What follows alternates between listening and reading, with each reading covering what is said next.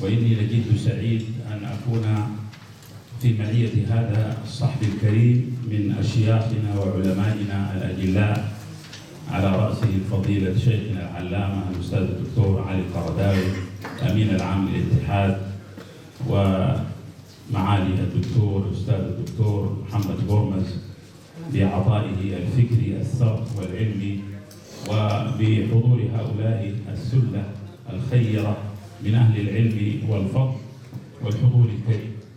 حديثي حول خل عن التزكية، وسأدير هذا الحديث في عدة محور يتعلق عن التزكية ومفهومها والسياقات التي وردت فيها، ثم أتحدث عن أهمية هذا العلم، ثم أتحدث بعد ذلك عن مسألة إشكالية المصطلح، وأختم بقضية تنقية الاختلالات التي صاحبت هذا العلم، ثم ما ينبغي أن نقدمه لعصرنا مستصحبين هذا التراث العظيم من خلال تنقيته وحسن تيسيره وتقريبه للأمة. أولا، التزكية مفهوم قرآني أساسي يتخذ موقعا مهما في منظومة المفاهيم القرآنية. فالتزكية موضوعها الإنسان المستخلف، وهو موضوع الإصلاح في الواقع الإنساني.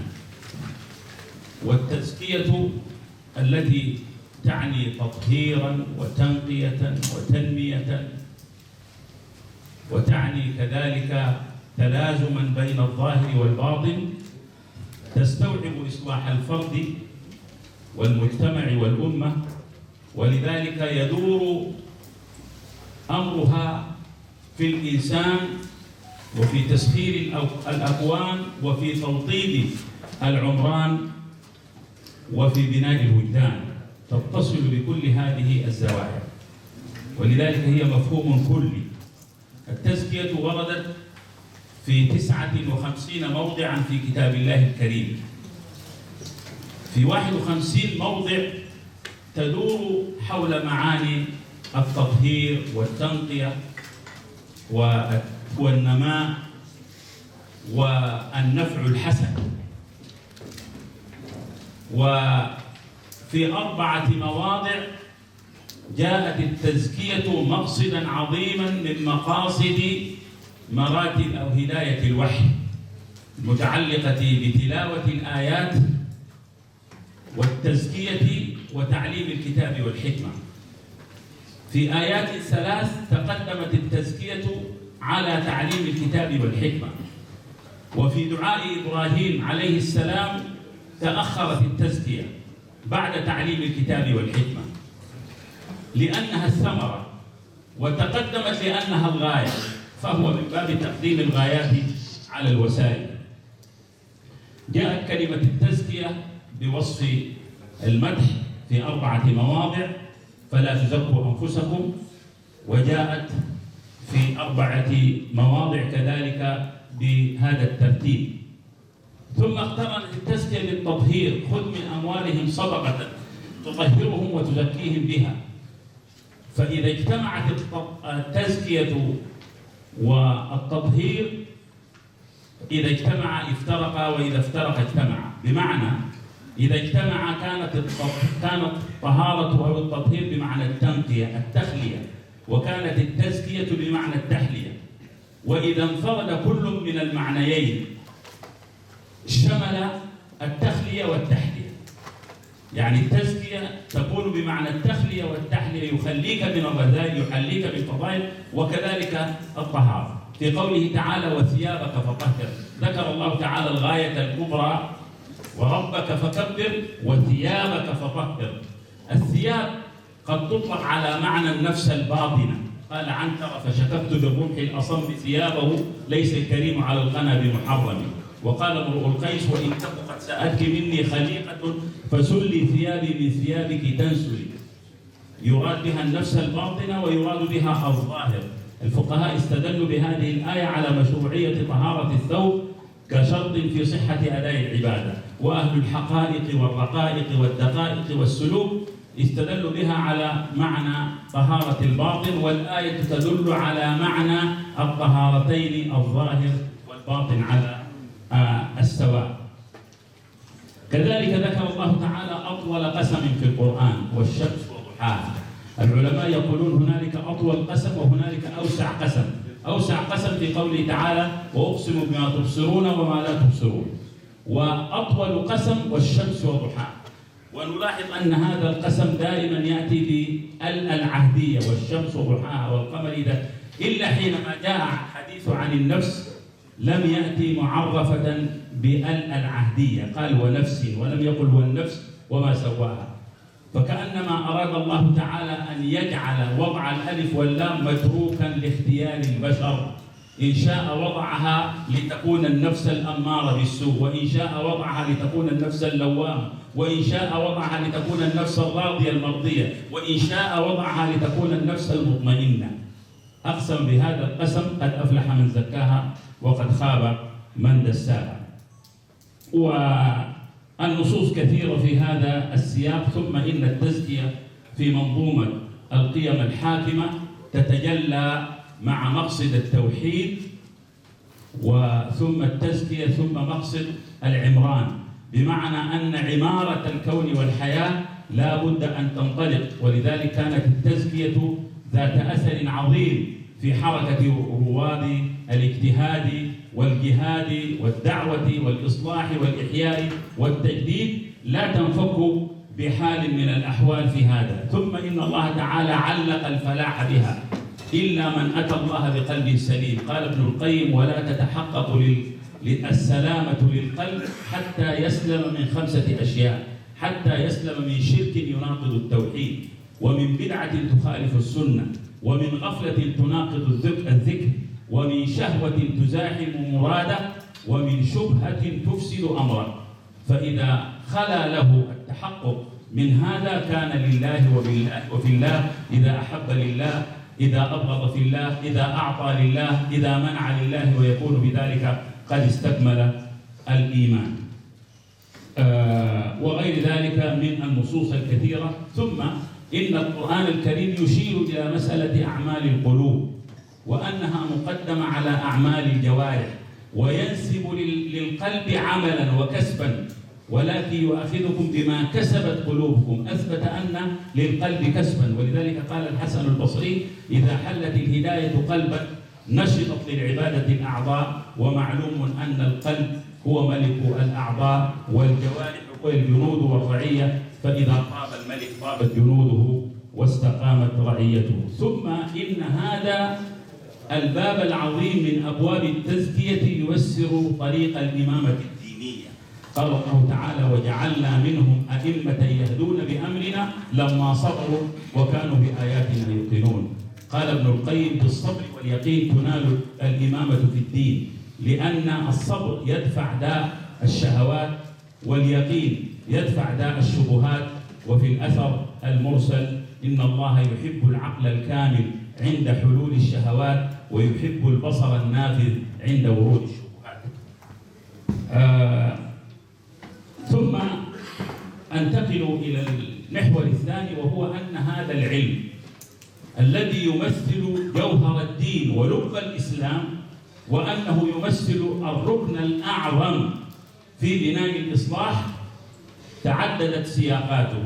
القرآن أطلق عليه وصف التزكية، والسنة أطلقت عليه وصف الإحسان، والعلماء أطلقوا عليه فقه الباطن في مقابل فقه الظاهر، وأطلقوا عليه أعمال القلوب في مقابل أعمال الجوارح.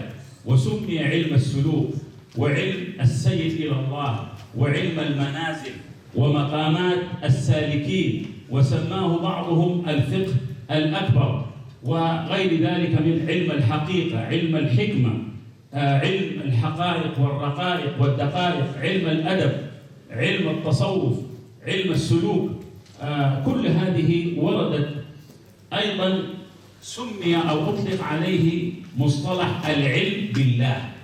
العلماء يفرقون، يقولون العلم علمان: علم بالله وعلم بأمر الله. العلم بالله هو العلم الذي يورث محبته وخشيته وخوفه ورجاءه والرضا بقضائه والشوق إلى لقائه والأنس به سبحانه. هذا هو العلم الذي كان يتلذذ به العارفون ويقولون نحن في نعمة لو علمها الملوك وأبناء الملوك لجالدون عليها بالسيوف. إنه لتمر بالقلب أوقات يرقص فيها طربا ويقول إن كان أهل الجنة في مثل ما نحن عليه من النعيم إنهم لفي عيش طيب. وهنالك علم بأمر الله، معرفة الحلال والحرام وحكمة التشريع. ولذلك عبد الله بن المبارك يقول العلم علمان، علم في القلب فذلك هو العلم النافع، وعلم اللسان علم في اللسان فذلك حجة الله على ابن آدم. هذا التعدد في إطلاقات هذا الوصف للعلم يؤكد أيضا أهميته ومركزيته في بناء الأفراد والأسر والمجتمعات والأمة. الإشكالية الأولى هنا المحور الثالث إشكالية المصطلح، والموقف الذي ذكره المحققون أن كل مصطلح حادث علينا أن ننفذ إلى لبه وجوهره ومضمونه، فإن اشتمل على حق قبل، وإن اشتمل على باطل رد، وإن اجتمع على الأمرين الحق والباطل قبل حقه ورد باطله. وإلا فإن كثيرا من المصطلحات نشأت بنشأة العلوم فلم يتخذ منها الناس موقفا حادا. وحتى مصطلح العقيدة لم يرد في القرآن، جاء وصف الإيمان. ولذلك ينبغي أن نتعامل مع إشكالية المصطلح تعاملا يتجاوز هذه الحساسية التاريخية في التعامل. صحيح إن العلامة أبا الحسن الندوي قال للمصطلح جناية على حقائق الأشياء، لأنها تولد كائنا تشتد حوله الخصومات وتكثر حوله النزاعات. ولو أن الناس الذين يتفقون على أن هذا العلم يمثل جوهر الدين، وأن القرآن سماه تزكية والسنة إحسانا وأطلق عليه العلماء فقه الباطن، لا تجاوز الناس هذا الإشكال من الإلحاح على مصطلح بعينه يكون هو المعبر عن هذا الأمر. ففي الأمر سعة. لكن هذا العلم الذي اصطلح عليه بعلم التصوف نشأ في أول الأمر ليعالج انفتاح الناس عن الدنيا ومعالجة النزاعات التي طرأت. وكان يذكر أن أهل الكوفة اشتهروا بالفقه وأن أهل البصرة اشتهروا بالعبادة، ولهذا يقولون هذا فقه كوفي وهذه عبادة بصرية. وأن هؤلاء الأئمة الذين أرادوا أن ينزعوا إلى قضية الزهد وإحياء الورع والسلوك القلبي كانوا أئمة مشهود لهم بالعلم والإمامة في الدين، مثل بشر الحافي ومعروف الكرخي ومثل أبي سليمان الداراني وشقيق البلخي ومثل هؤلاء الذين عرفوا بإمامتهم الدينية وسلوكهم، وكان هذا السلوك منضبطا بأصول الكتاب والسنة. حتى الإمام الجنيد كان يقول طريقنا هذا مسدود، من لم يقرأ القرآن ويكتب الحديث لا يقتدى به في علمنا هذا، إنه لتمر بي النكتة بالنكت الخوف فلا أقبلها إلا بشاهدين عدلين. وطبعا اختلف العلماء في نسبة التصوف، هل من الصوف أو من الصف المقدم بين يدي الله، أو من الصف ومن خلق الله، أو غير ذلك، أو من لباس الصوف. كلام كثير ذكره ابن تيمية في مجلدي السلوك والتصوف ذكره ولا نقف عنده كثيرا. وبعض العلماء توقف في هذا لأنه ظهرت ظاهرة تسمى الصعق عند سماع القرآن، وأنكر محمد بن سيرين هذا السلوك وقال بيننا وبين القوم الذين يزعمون الصعق عند سماع القرآن أن يقرأ على أحدهم القرآن وهو على حائط مرتفع، فإن سقط صدقنا دعواه. وابن تيمية له محمل حسن قال هذا من شدة الوارد على القلب ومن ضعف المحل القابل، وقد وقعوا لأناس لا يستراب في صدقهم كقاضي البصرة زرار بن أوفى قرأ قوله تعالى فإذا نقر في الناقور خر مغشيا عليه ومات. والشافعي كذلك عاده الناس، وعمر بن عبد العزيز قرأ قوله تعالى وقفوهم إنهم مسؤولون فخر مغشيا عليه وعاده الناس شهرا كاملا. قال هذا من شدة الوارد على القلب ومن ضعف المحل القابل. المحور قبل الأخير الذي أختم به وهو أن التصوف لم يقف عند حد هذه الفترة من قضية السلوك وإحياء الزهد والتقشف والورع ونحو ذلك، وإنما حين خالطته الفلسفات دخلت عقائد وحدة الوجود والحلول والاتحاد. العبد رب والرب عبد فليت شعري من المكلف إن قلت عبد فذاك حق أو قلت رب فأنى يكلف. خضنا بحرا وقف الأنبياء بساحله إذا طالبوني بعلم الورق برزت لهم علم الخرق. تقولون حدثنا عبد الرزاق ونحن نقول حدثنا الخلاق. دخلت وأكثر المحققين من أهل التصوف ينفون نسبة هذا الدخن الذي غشي هذا العلم، ينفون نسبته إليه. ولذلك أقول إن الناس إذاء هذا الموقف على طرفي نقيض: الذين قبلوا هذا العلم بغضه ومضيده وخضرائه ويابسه، وبين الذين أنكروه جملة وأهالوا عليه التراب. وأعجبتني عبارة ابن القيم رحمه الله، قال هذه الشطحات أوجبت فتنة على طائفتين من الناس: فتنة حجبوا بما رأوه من محاسن القوم عن إدراك نقصهم وعيوبهم، وهذا إسراف وعدوان. وطائفة حجبوا بما رأوه من عيوب القوم عن معرفة محاسنهم وصحة عزائمهم، ولو كل من أخطأ أهدرت محاسنه تعطلت المصالح والحكم. والله تعالى أمر بالعدل والإنصاف. هذا العلم نشأ علم من العلوم، وكما شابت التصوف شوائب، شابت علم التفسير إسرائيليات، وشابت علم الحديث ورود الأحاديث الضعيفة والموضوعة، وشاب علم الأصول المنطق الصوري، وشاب علم العقائد المذاهب الكلامية والفلسفات الجدلية. كل هذه وردت، فالدعوة ينبغي أن تتوجه إلى تنقية هذا العلم من شوائبه. وهذه النقطة التي أود أن أختم بها. الذي نحتاج الآن في علم التصوف أن نحرر قضية المصطلح، وأن لا تصبح هذه الإشكالية حاجبا وحاجزا عن الانتفاع بهذا التراث الضخم الذي خلفه لنا من مواريث العلوم. الأمر الثاني أن نعمل على تنقية هذا التراث مما علق به. وأول قضية في تنقية التراث هي المسألة المتعلقة بمصادر المعرفة، الوحي والكون. ولكن حينما تكون هنالك مصادر أخرى تتخذ من قضية الإلهام والفراسة ومخاطبة الجن وغيره وزعم مخاطبة الملائكة، هذا يحلف الأمر كثيرا. الموقف الثاني في التنقية التي تحتاج شيوع هذه الهالة من الأحاديث الضعيفة والموضوعة. يعني إحياء علوم الدين كتاب عظيم، أراد الإمام العظيم أبو حامد الغزالي أن ينفي وأن يعيد لهذا العلم حيويته، ولكن شابته ذكر هذه الأحاديث الضعيفة. قام الإمام العراقي فخرج الأحاديث، قام ابن الجوزي اختصره في منهاج القاصدين، قام ابن قدامة اختصر المختصر في كتاب مختصر منهاج القاصدين. يمكن أن ننتفع بالكتاب لا سيما في باب أسرار العبادات، فإنه ذكر حكما عظيمة تساعد في تنشئة النفوس. قام ابن القيم أيضا في إطار مدارج السالكين شرح منازل السائلين للإمام الهروي، وصح كثيرا من المسارات. الإمام النووي كذلك الحارث المحاسبي في رسالة المسترشدين وفي الرعاية لحقوق الله. هنالك تراث ضخم ينتفع به انتفاعا عظيما. وأيضا من الإشكاليات التي وقع فيها التصوف تحتاج إلى التنقية والتصحيح الموقف من الدنيا والمفهوم الخاطئ للزهد. الدنيا ما ذمت في القرآن إلا لسببين: إذا ألهت عن ذكر الله أو توصل الإنسان إليها بالحرام الممنوع دون الحلال المشروع، وإلا فالدنيا هي البسيطة التي نمشي لأرض الله ونأكل من رزقه ونسعى، ونحن مأمورون بعمارة الكون والحياة.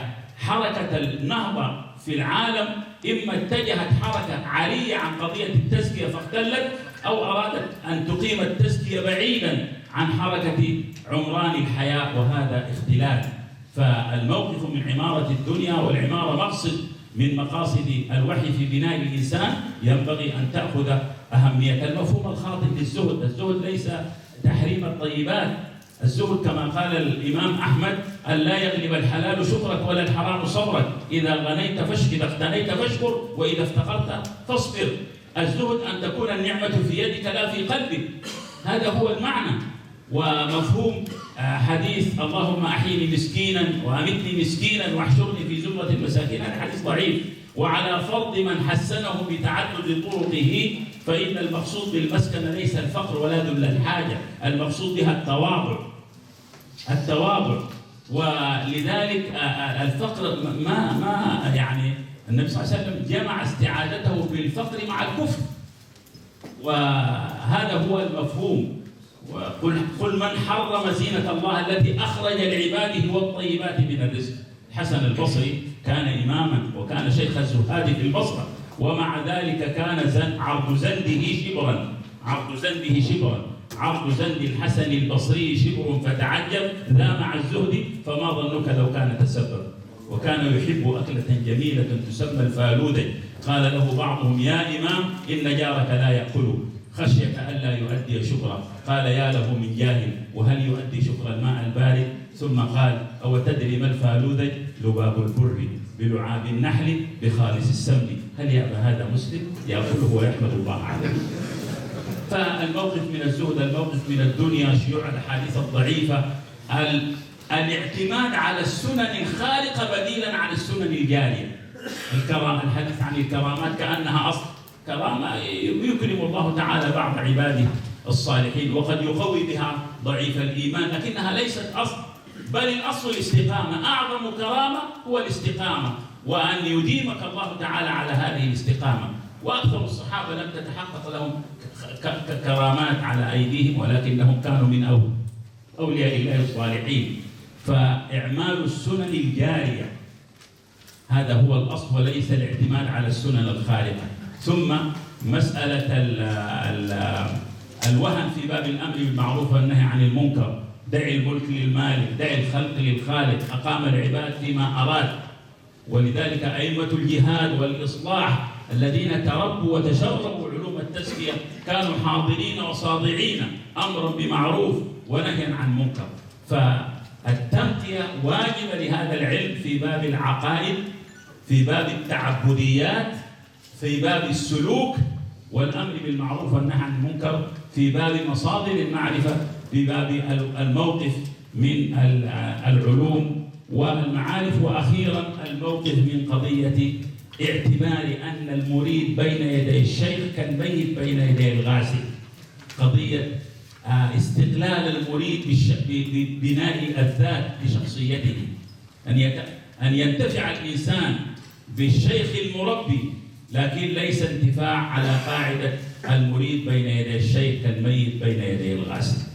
وأخيرا بعد أن ننقي هذا التراث لا بد أن نعمل أخيرا على حسن عرضه للأمة، عرضا ميسرا بعيدا عن الجدليات، عن الفلسفات، عن المصطلحات، وأن نحسن عرضه بلسان العصر والزمن. قال الله تعالى وما أرسلنا من رسول إلا بلسان قومه. اللسان أعم من اللغة، فاللسان الذي يخاطب هذا الجيل بثقافته وتقنيته وعلومه ومعارفه، كيف نسد هذه الثغرة في بناء حركة الإصلاح والتجديد القائمة على هذه التزكية أو على علم الربانية. ولكن كونوا ربانيين بما كنتم تعلمون الكتاب وبما كنتم تدرسون. وأعتقد أن هذا الميراث الضخم الذي خلفه لنا هذا العلم الكبير الذي يحتاج إلى تنقية وتبيين الزائد من المعلول يقتضي منا أن نعمل هذه القاعدة التي ذكرها ابن القيم حين قال وقد تقرر أن من قواعد الشرع وحكمة الإسلام أن من عظمت حسناته وكثرت فضائله وخيراته فإنه يحتمل منه ما لا يحتمل غيره ويعفى له ما لا يعفى لغيره، فإن المعصية إذا بلغ القلتين لم يحمل الخبث. ولذلك ننقي ونحتفظ بالنافع المفيد ثم نجتهد في عرضه، وقد قامت جهود مخلصة. قام الشيخ يوسف القرضاوي كتب سلسلة السلوك، كتب فيها التوكل والإخلاص والربانية والعلم، وكتب آخرون أيضا جهودا مصلحة تتقدم وتتأخر في سد هذه الفجوة في هذا العلم. أسأل الله تعالى أن يجعل هذا المؤتمر بداية لتقديم رؤية لعلم مصفى وهو علم التزكية، ليعود لهذا العلم تلك الحيوية التي ابتدأ بها باعتبار مركزيته في الرؤية الإسلامية للنهضة والإحياء والإصلاح والتجديد. وآخر دعوانا أن الحمد لله رب العالمين.